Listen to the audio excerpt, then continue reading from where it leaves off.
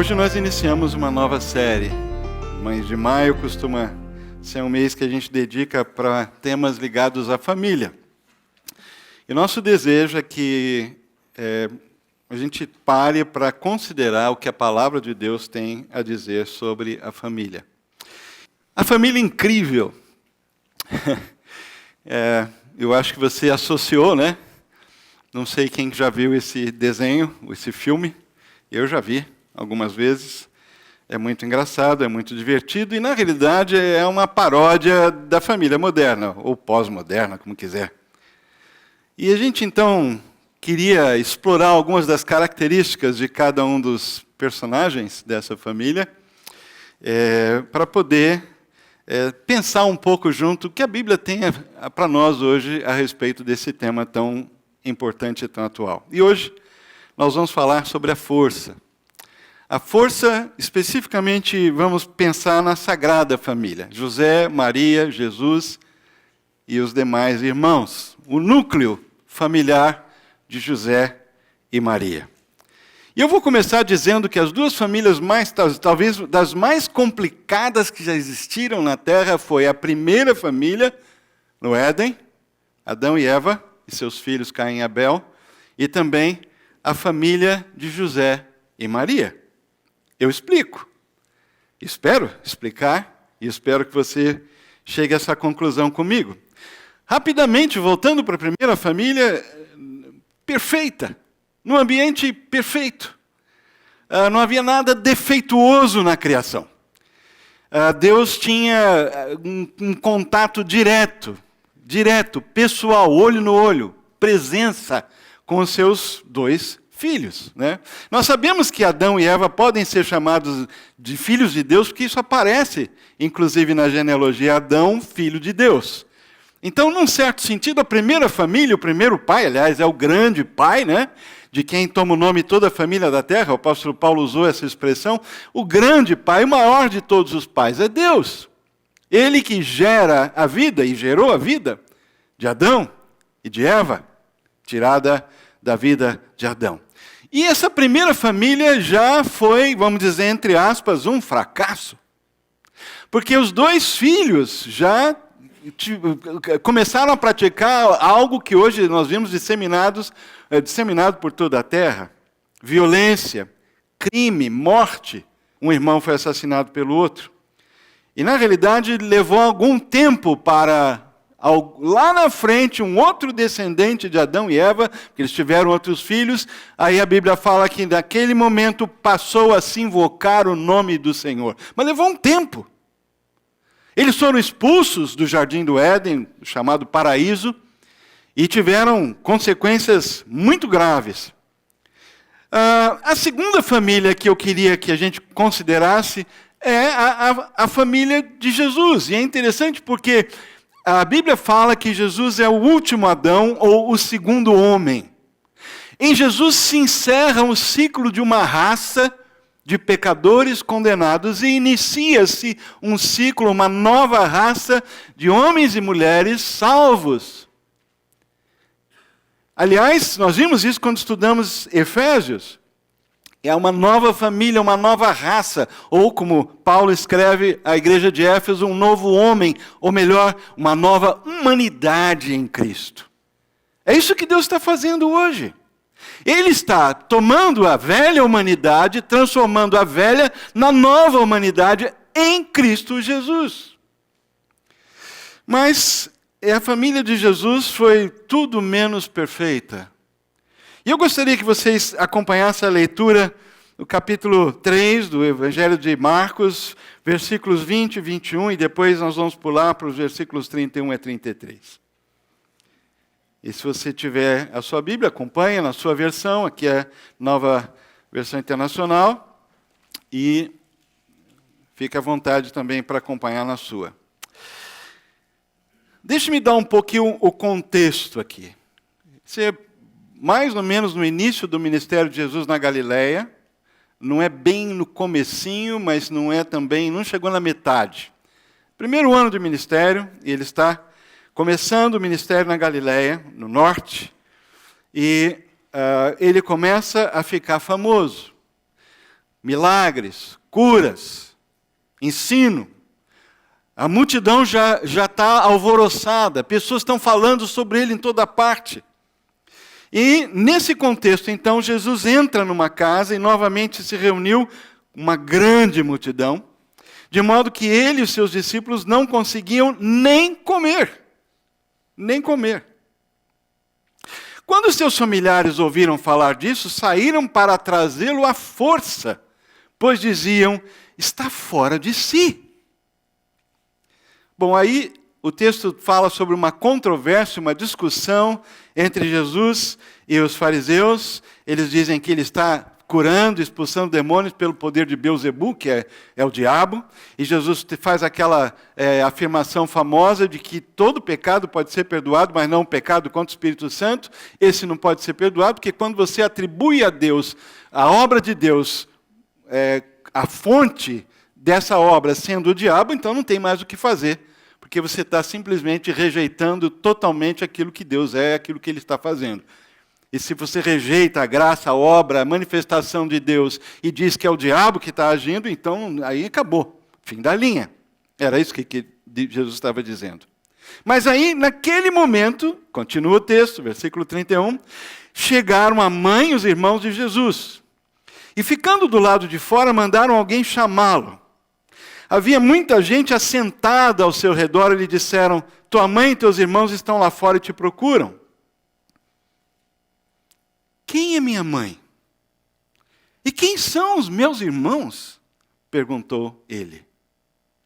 Então olhou para os que estavam assentados ao seu redor e disse, aqui estão a minha mãe e os meus irmãos.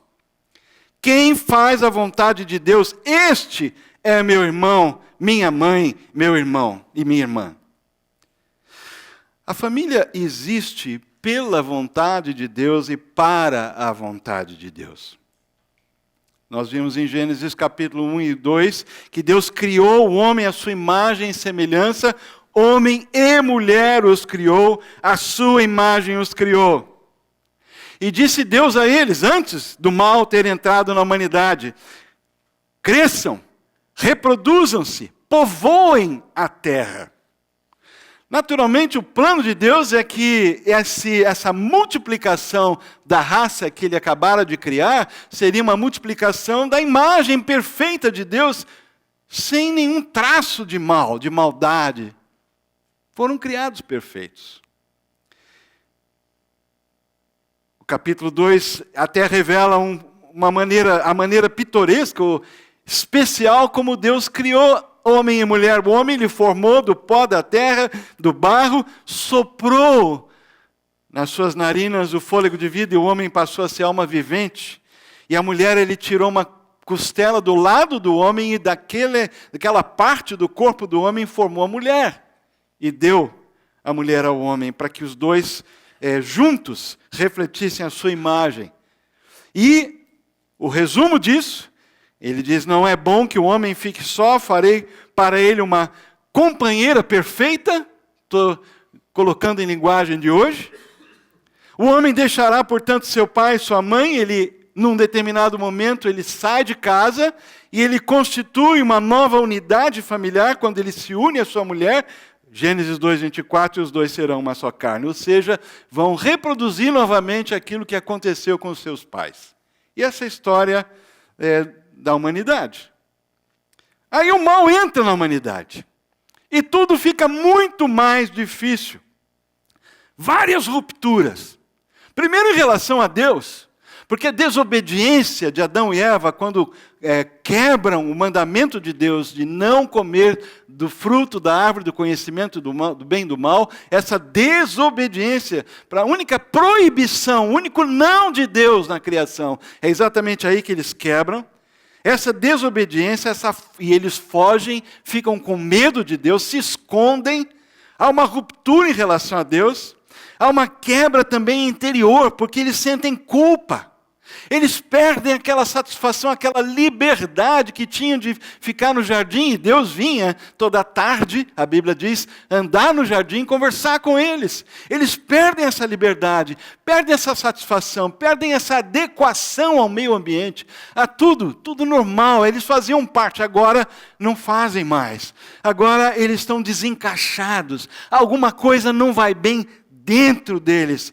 E há não somente essa questão interior, mas também em relação ao outro, porque quando Deus vai conversar com eles, o que faz? Adão culpa Eva, Eva culpa a serpente, um transfere a responsabilidade para o outro, ninguém é culpado, não sabe reconhecer, e aí mais um problema em relação ao outro, é que como resultado do pecado, aí começa a haver um domínio, uma dominação, uma tendência do homem dominar a mulher, da mulher lutar contra o domínio do homem, e um conflito social se instala já no primeiro casal. Manipulação, domínio e assim por diante. Em relação à vida na terra, ela passa a ser uma vida de sobrevivência. Porque em vez de cultivar um jardim que dava tudo de graça e de uma forma plena e abundante, eles vão precisar comer suando o rosto, lutando contra a terra, dominando, conhecendo as dificuldades, arando a terra, tirando as ervas daninhas para poder produzir comida, e agora a coisa fica bem mais difícil. Esse é o cenário. Por um lado, nós temos uma noção de como devemos viver como família. Por outro lado, nós convivemos diariamente com a nossa incapacidade, nossa e dos nossos familiares, de sermos uma família que desfruta aquilo que Paulo chamou a boa, perfeita e agradável vontade de Deus. Nós vamos voltar a isso. A família existe, então, pela vontade de Deus, mas ela também existe para a vontade de Deus. Como será que era conviver com o irmão mais velho? Será que os irmãos todos brincavam felizes, sem nenhum problema, e o fato de Jesus ser o mais velho, viver entre eles, assim, tinha uma aura de santidade, algo assim que se espalhava pela família, e os outros todos assim eram filhos também direitinhos, perfeitos, bonzinhos, não eram malcriados? Como seria? Ou será que Jesus muitas vezes tinha que apartar uma briga entre os seus irmãos? Tudo indica que José morreu relativamente cedo. E Jesus, como filho mais velho, ele tem ascendência sobre os demais irmãos e tem a responsabilidade de cuidar da mãe. E ele só saiu de casa aos 30 anos, que é quando ele começou a sua vida pública, seu ministério, como a gente fala. Lembre-se de quando ele já estava pregado na cruz, ele se dirige a Maria e João, um dos seus discípulos, e fala: mulher, eis aí teu filho, filho, eis aí tua mãe. A Bíblia diz que daquele dia em diante, João levou Maria para sua casa e passou a cuidar dela. Jesus não deu essa responsabilidade para os seus irmãos, deu essa responsabilidade para João, um de seus discípulos. Interessante isso. Não é por acaso que isso aconteceu. Como teria sido conviver com esse irmão mais velho? Imagino que quando os irmãos foram nascendo, e vários deles nasceram, e os nomes deles estão, inclusive, vários nomes estão na Bíblia, e havia irmãs também. Imagina, eles assim começam a ver a história. Quando os pais, José e Maria, estavam noivos, um anjo anunciou para ela, e depois foi conversar com ele, de que Maria ficaria grávida antes de se casar. Os filhos também, os irmãos, ouviam a história que esse filho seria gerado por Deus em Maria e José devia dar-lhe o nome de Jesus. Ele já foi diferente já desde o começo. O irmãozinho primeiro que nasceu depois já começou a ouvir essa história. Olha, seu irmão mais velho é diferente. Quando Jesus nasce, anjos aparecem aos pastores nas campinas, cantando no céu de Belém. Uma estrela guia uma caravana de sábios da Mesopotâmia até Belém para ver o rei dos judeus. E essas histórias são contadas em casa. E os irmãos olham para Jesus, ele é diferente. Mas Jesus está crescendo normal, lá com o seu pai, aprendendo a construir mesa, cadeira, construir, porque carpinteiro, na realidade, era um construtor, era alguém que fazia um monte de coisa. Construir uma casa, Não era só madeira. Era uma atividade bem mais abrangente.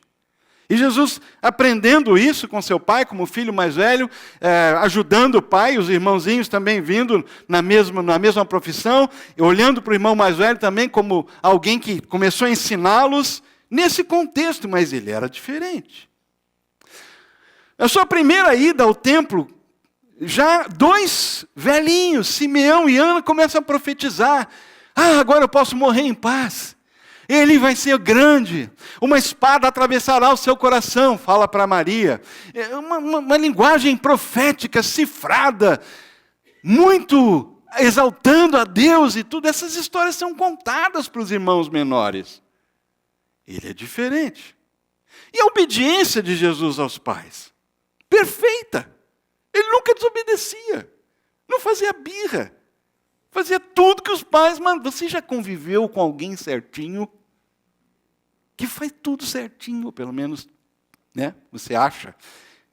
Ou faz mais do que você. E seu pai fala assim, seja como seu irmão, olha o seu irmão, olha a sua irmã. Não dá uma raiva? Eu posso imaginar que no contexto da família de Jesus, possivelmente esses irmãos menores, vendo esse irmão especial, devem ter, assim, no mínimo, lutado com sentimentos parecidos, porque eles eram humanos como nós.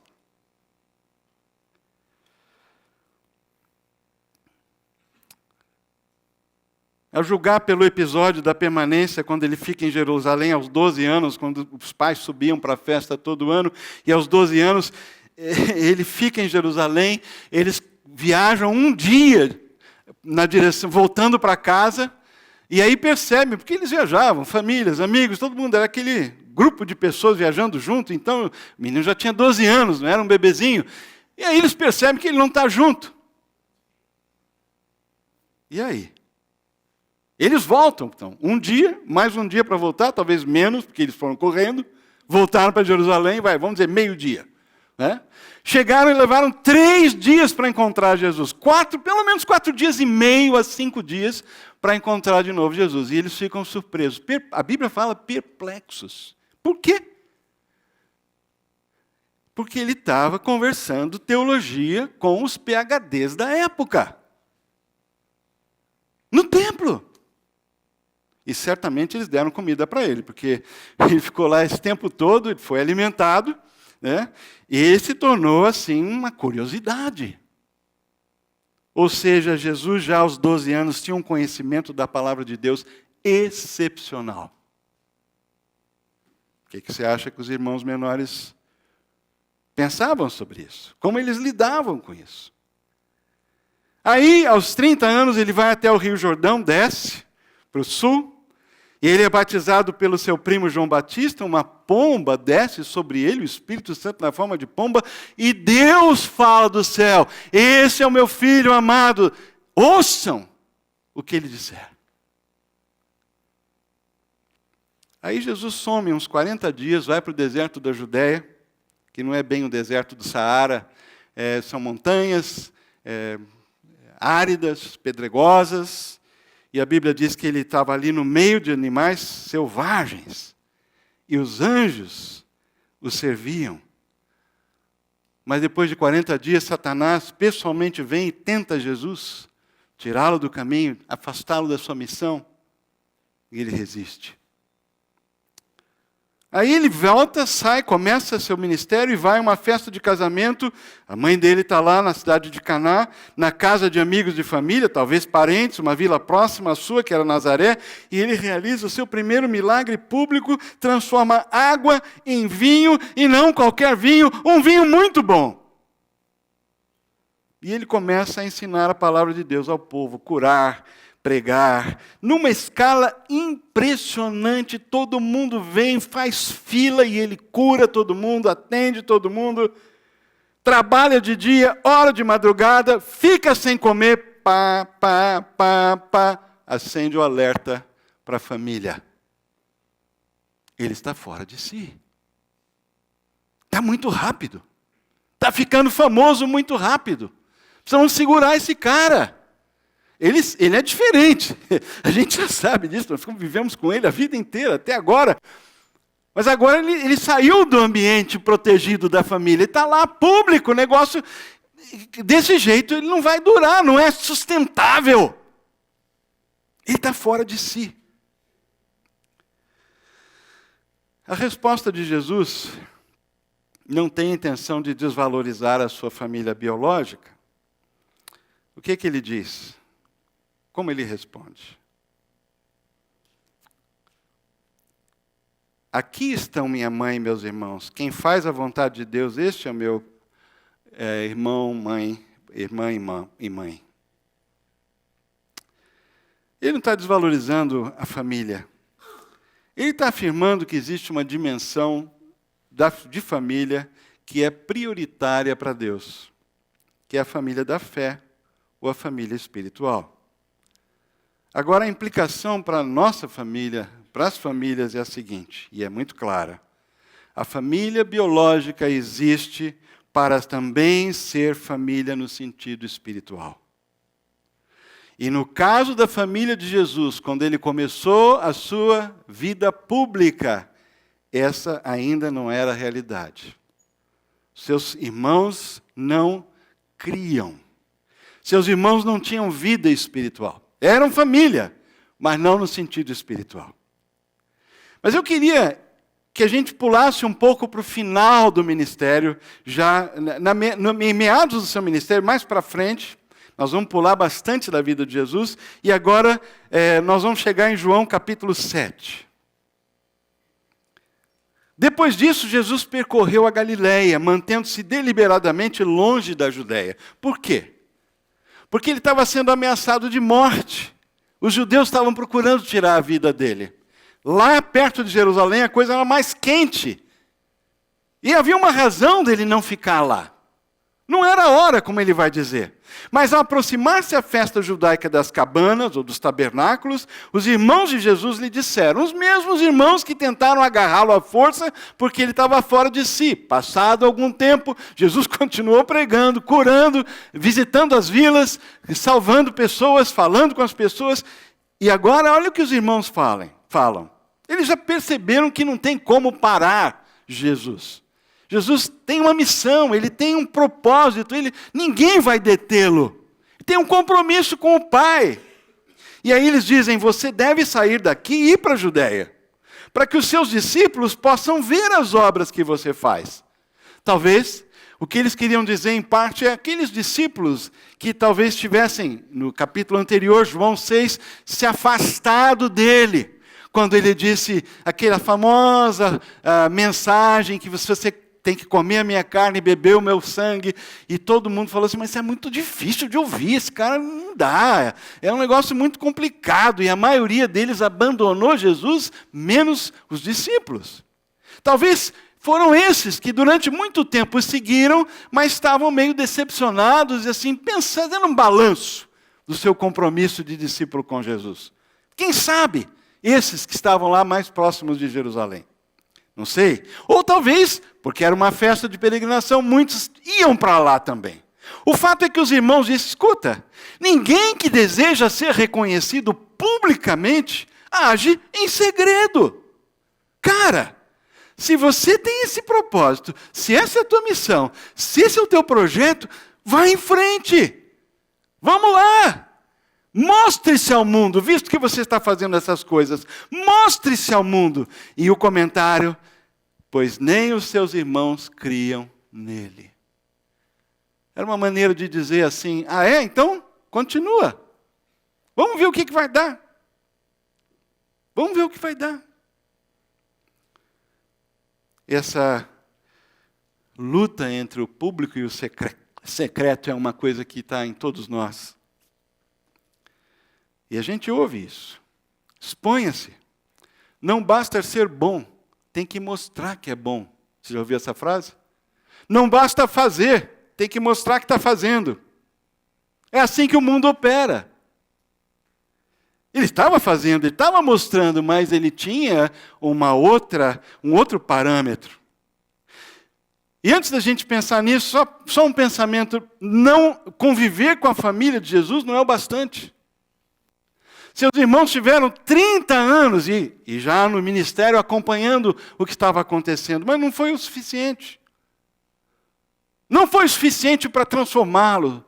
Não foi o suficiente. Naquele momento ainda não havia conversão. Ainda não havia fé. Eram da família, talvez sentado na primeira fileira. Que privilégio de ter convivido com Jesus desde a infância. Mas mesmo assim, isso não foi o bastante. Agora a resposta de Jesus para eles foi: para mim ainda não chegou o tempo certo, para vocês qualquer tempo é certo. O mundo não pode odiá-los, mas a mim odeia porque dou testemunho do que é certo, do que ele faz é mal. Vocês vão à festa, eu não vou subir à festa, porque para mim ainda não chegou o tempo apropriado. E tendo dito isso, permaneceu na Galileia. Contudo, depois que seus irmãos subiram para a festa, ele também subiu. Não abertamente ou publicamente, mas em segredo. Porque não era a hora ainda. Mais para frente, quando a festa já estava na metade, Jesus subiu ao templo e começou a ensinar. Em outras palavras, a missão de Jesus não era ficar famoso nem causar polêmica. Daí esse cuidado que ele tinha constantemente com a popularidade. Kairos, essa é a palavra que é usada, não é chegada a minha hora, significa um momento decisivo.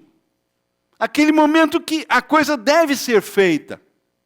Jesus tinha essa consciência do motivo pelo qual ele estava na terra. Sua missão estava clara para ele, mas ele não dava um passo. Ele não falava uma palavra, e ele mesmo afirmou isso sem a direção expressa, autorização do Pai. Kairos ainda não tinha chegado. Para os irmãos de Jesus, o momento era aquele. A festa, publicidade, multidão, auge. É agora a hora. Mas Jesus estava se referindo a outro Kairos, a uma outra hora. João capítulo 12, mais à frente, ele diz: chegou a hora de ser glorificado o Filho do Homem. Digo-lhes verdadeiramente que se o grão de trigo não cair na terra e não morrer, continuará só. Mas se morrer, dará muito fruto. Esse era o momento que Jesus estava aguardando. Ou, logo em seguida, chegou a hora de ser julgado este mundo. A cruz julgou o mundo, julgou o pecado, julgou Satanás. Agora será expulso o príncipe deste mundo. Falou isso um pouquinho antes de ser crucificado. Mas eu, quando for levantado da terra, na cruz, e literalmente levantado, atrairei todos a mim mesmo. E ele disse isso para indicar o tipo de morte que deveria sofrer. Esse era o Kairos, o tempo de Jesus. Não o tempo da publicidade, da fama, da multidão, do marketing. Não a multidão. Não é aquele momento em que estava todo mundo lá. Não. Isso que os irmãos pensavam. Essa é a hora. Jesus falou, não é essa a hora. A minha hora é outra. A minha hora vem depois. Porém, o que Jesus disse acerca deles? Para mim, o meu tempo não chegou. Mas para vocês, qualquer tempo é certo. Para vocês, qualquer tempo é certo. Queridos irmãos, irmãs, amigos, independente da idade. Eu me lembro quando eu estava dirigindo um carro, atrás da ambulância que levou a minha primeira esposa para o hospital, e ela estava indo para morrer. No final de uma luta contra um câncer que não foi vencida. Não o câncer foi vencido. A morte foi vencida. Mas eu me lembro dirigindo aquele carro e sabendo que era o momento final. Algumas horas não ia ser. Mas no meu coração, e literalmente chorando na direção, sozinho no carro, pensando assim, eu sei para onde ela vai, mas eu não tenho certeza quanto aos meus filhos. Porque os meus filhos, naquela mesma ocasião, naquele mesmo momento da nossa vida em família, os 2 homens, 2 rapazes, com 18 anos, estavam envolvidos com drogas, estavam longe de Deus, estavam revoltados, não estavam sabendo como lidar com a perda, com a dor, com a doença, com o retorno. Depois de 15 anos voltando ao Brasil, tendo vivido, sido criado lá fora, uma confusão plena da adolescência, e eu lá no carro dirigindo, pensando, eu sei para onde ela vai, mas eu não sei para onde eles vão. E a dor que eu senti naquela hora, por não ter nenhuma potência, nenhum poder para garantir o futuro espiritual dos meus filhos, foi algo que eu não posso descrever. A força da Sagrada Família, e toda a família é sagrada, porque a família existe para a vontade de Deus, para experimentar e viver a boa, perfeita vontade de Deus, para desfrutar a comunhão com Deus. Para isso Deus criou a família. E ela só vai ser família no sentido pleno, espiritual, quando ela viver essa realidade. Cada membro da família viver essa realidade. Porém, o Kairos, o tempo de cada um é diferente.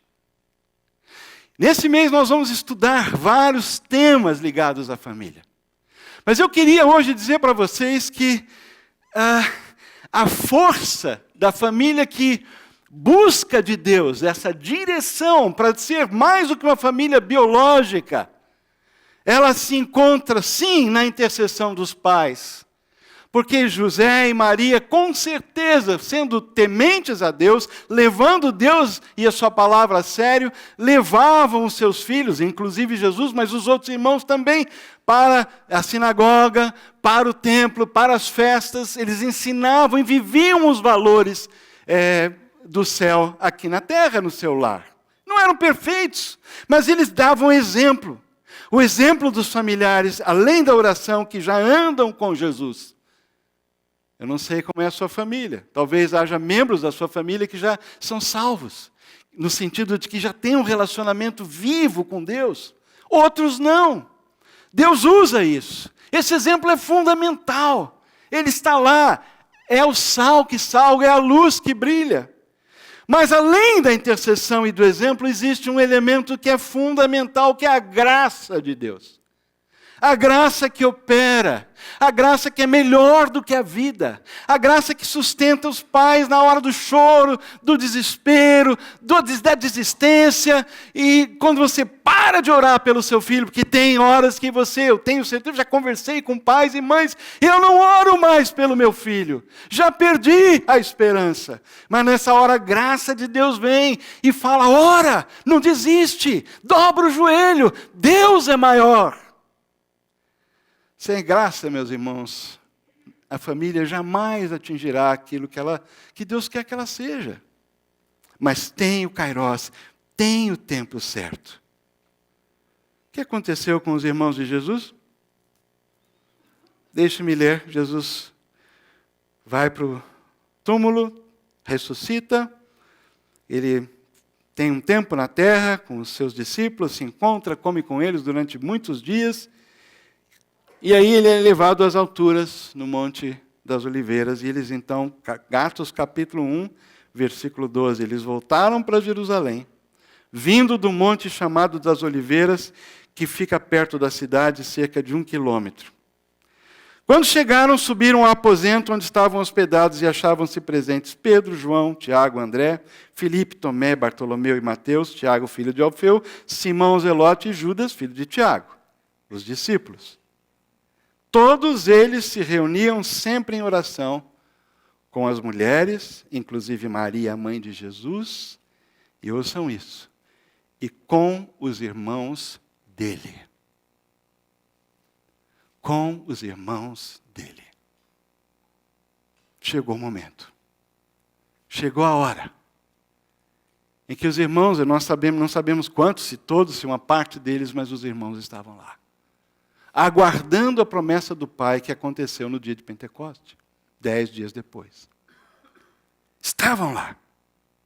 Quando Paulo escreve à igreja em Gálatas, na Galácia, a carta de Paulo aos Gálatas, Ele fala sobre a sua viagem a Jerusalém. Nos primeiros anos de convertido, ele diz: depois de 3 anos, subi a Jerusalém para conhecer Pedro pessoalmente. E estive com ele 15 dias. Não vi nenhum dos outros apóstolos, a não ser Tiago, o irmão do Senhor. 1 Coríntios 9. Ainda Paulo escrevendo: não sou livre, não sou apóstolo, não vi Jesus nosso Senhor, não são vocês resultado do meu trabalho no Senhor, ainda que eu não seja apóstolo para outros, porque ele era questionado. Mas ele não estava lá, ele não foi discípulo direto de Jesus.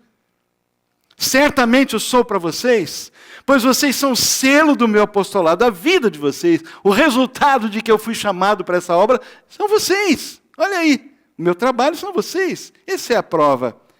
E ele diz: essa é a minha defesa daqueles que me julgam. Não temos nós o direito de comer e beber? Não temos nós o direito de levar conosco uma esposa crente, como fazem os outros apóstolos, os irmãos do Senhor?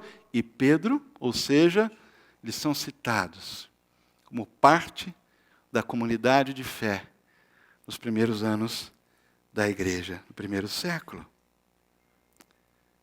Tiago escreveu um livro, um irmão de Jesus, e ele começa o livro dizendo: Tiago, servo de Deus e do Senhor Jesus Cristo, às 12 tribos dispersas entre as nações, saudações. Servo de Deus e do Senhor Jesus Cristo. E o outro irmão, chamado Judas, ele tinha um irmão também que chamava Judas, um livro pequenininho, que fica antes do Apocalipse. E ele diz: Judas, começa o livro: Judas, servo de Jesus Cristo e irmão de Tiago, que é uma maneira de dizer: eu sou o irmão do Tiago, nós somos irmãos de Jesus. Não diretamente, mas indiretamente ele estava dizendo: eu sou daquela família. Eu fui um daqueles que cresceu junto com Jesus. E agora ele diz: servo de Jesus Cristo, irmão de Tiago, aos que foram chamados, amados por Deus Pai, guardados por Jesus Cristo, misericórdia, paz e amor lhes sejam multiplicados. Queridos irmãos, irmãs, jovens, adolescentes, idosos, amigos, amigas, eu não sei qual é a sua frustração em relação à família hoje. Eu não sei qual é a história que você tem, e inclusive a sua história como filho, que você carrega, as memórias que você traz da sua infância, da sua adolescência. Não sei se foi uma família disfuncional, funcional, desconjuntada, conjuntada, não sei. Não sei se era uma família temente a Deus ou absolutamente longe de Deus. Não sei se você tinha um pai alcoólatra ou pai desconhecido. Não sei se você foi criado pela avó ou pela tia. Eu não sei. Mas nós vivemos num mundo, e essa é a realidade do mundo que nós vivemos. E quando nós olhamos para a própria família de Jesus, e para a primeira família, que os primeiros 2 e os primeiros 4, nós vemos que nós lutamos com esse elemento dentro de nós, que torna profundamente complicado viver dessa forma. E é por isso que a gente discute em casa, briga, grita às vezes, desobedece, e depois pede perdão, abraça, chora, fica sem falar, depois fala de novo, bate a porta, depois abre a porta. Todas essas coisas, todos nós já vivemos, e vivemos ainda hoje. Mas eu queria dizer que a força da família, para ser uma família sagrada no sentido de que glorifica a Deus, está na oração, na intercessão, no exemplo, na consistência, mas principalmente em confiar na graça de Deus. Nós temos estimulado você, e seus filhos recebem comida boa aqui, mas nós temos estimulado vocês a também alimentarem em casa os seus filhos, usarem um tempo precioso de convivência, às vezes poucas horas, às vezes minutos, para poder falar sobre essas coisas, trazer aquilo que é fé para o dia a dia, conversando sobre as situações, as coisas que estão acontecendo no mundo, e trazendo a palavra de Deus para essas situações. para que eles possam ver que não é simplesmente algo que pertence ao domingo, que eles vêm aqui no domingo e pronto, e o resto da vida totalmente tem nada a ver. Não, é um todo. É um todo. Mas no fim das contas, eu queria dizer que o tempo de cada um é pessoal. O Kairos de Deus. O momento do toque, da graça de Deus na vida de cada um. A semente é lançada, ela é regada, muitas vezes, mas o caminho de cada um às vezes é diferente. Mas Deus é fiel. No final das contas, é uma escolha pessoal. Mas é um mistério. Porque o que leva alguém que está longe, de repente, a dizer, como eu ouvi recentemente, de uma pessoa muito amada, eu estou indo à igreja, não perdi nenhum culto esse ano, e eu vou com vontade de ir. Como eu ouvi recentemente, mandando versículo para o irmão, todo dia, estou te mandando esse versículo. Quem é que faz isso? Senão Deus. Deus, Ele faz isso. E esse mês, nós vamos dedicar a pensar sobre isso. Alguns temas importantes, como comunicação, gerar filhos espirituais. O Giovaldo vai pregar domingo que vem sobre filhos espirituais. Como é que a gente gera filhos espirituais? O Jaime Kemp vai pregar no último domingo sobre o Deus invisível. Está aqui na nossa lista, de mensagens, como é que Deus pode ser visível em casa. Nós vamos entrar de uma forma muito prática nesses assuntos. Mas eu queria hoje desafiar você, se você parou de orar, a começar a orar novamente.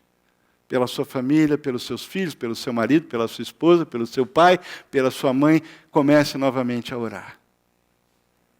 E creia que a graça de Deus é poderosa para transformar vidas no tempo de Deus para aquela vida.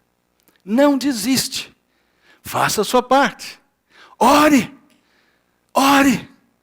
Continue orando sem esmorecer. Foi isso que Jesus disse.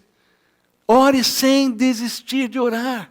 Confie nesse Deus que é poderoso para trabalhar em situações impossíveis, porque esse é o nosso Deus, o Deus dos impossíveis. E creia que o seu exemplo, a sua dedicação, a sua oração, e não a sua perfeição, mas a sua verdade, a verdade vivida, com as suas dificuldades, seja genuína, seja de verdade em casa.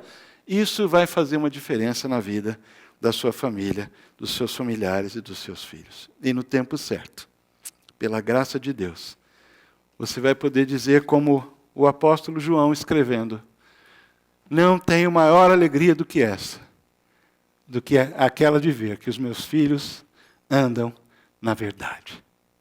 Amém? Amém. Senhor Deus, nós queremos entregar as nossas famílias ao Senhor nessa hora. Pedir que o Senhor faça aquilo que nós não podemos fazer, não temos essa capacidade nenhuma de fazer. Não temos poder. O teu poder é o poder do Espírito Santo.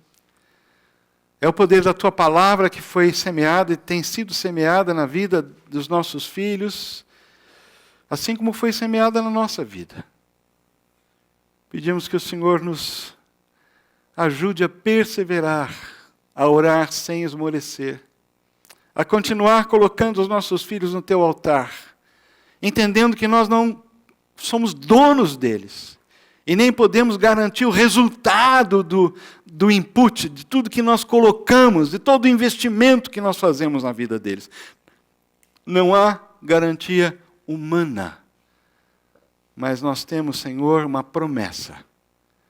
A promessa de que o Senhor ama os nossos filhos muito mais do que nós amamos. Ama o nosso cônjuge muito mais do que nós amamos. E por causa desse grande amor, o Senhor tem, pela misericórdia, o poder de tocar nessa vida e transformá-la. E é isso que nós pedimos, Senhor. Pelos nossos filhos, pais, irmãos, primos, avós, a nossa família estendida, aqueles que não são de sangue, mas nós consideramos familiares. Alcança, Senhor, cada um deles, para que venham a ser tua família